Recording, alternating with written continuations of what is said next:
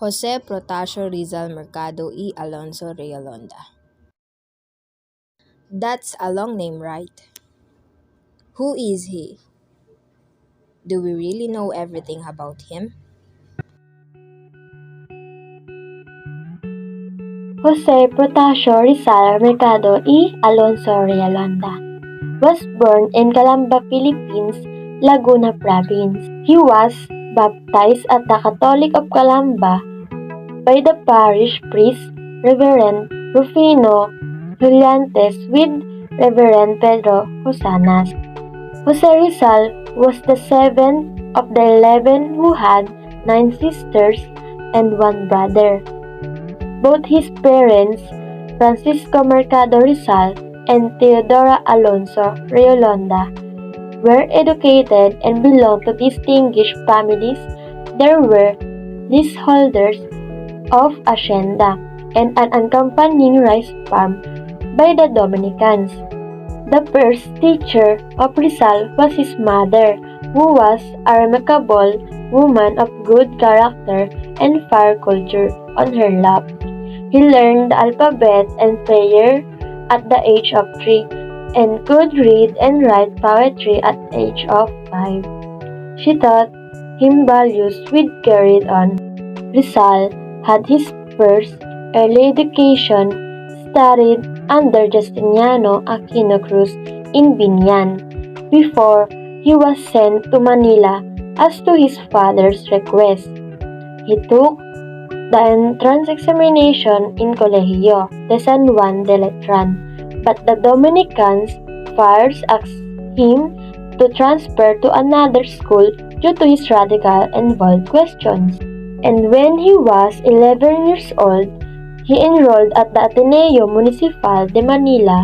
He earned excellent marks in subjects like philosophy, physics, chemistry, and natural history, and graduated as the one of the 9 students in his class, declared sobresaliente or outstanding.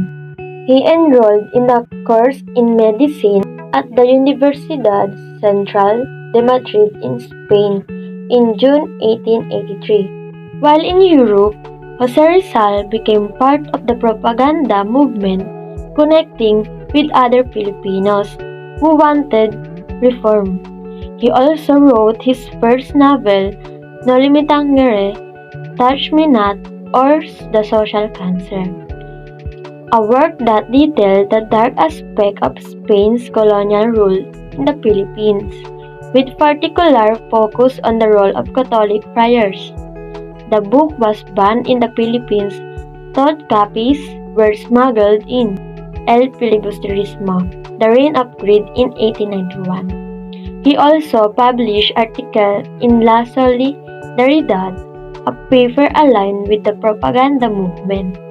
The reforms Rizal advocated for did not include independence. He called for equal treatment of Filipinos, limiting the power of Spanish friars and representation for the Philippines in the Spanish court. Rizal returned to the Philippines in 1892, feeling he needed to be in the country to effect change. Although the Reform Society he founded, the Liga Filipino or Philippine League, supported nonviolent action. Rizal was still exiled to the Pitan on the island of Mindanao. During the 4 years Rizal was in exile, he practiced medicine and took on students. In 1895, Rizal asked for permission to travel to Cuba as an army doctor. His request was approved, but in August 1896, Katipunan, a nationalist Filipino society founded by Andres Bonifacio, revolted, though he had no ties to the group and disapproved of its violent methods. Rizal was arrested shortly thereafter. After a show trial, Rizal was convicted of sedition and sentenced to death by a firing squad. Rizal's public execution was carried out in Manila on December 30, 1896, when he was 35 years old. Rizal remains a nationalist icon in the Philippines for helping the country take its first step toward independence.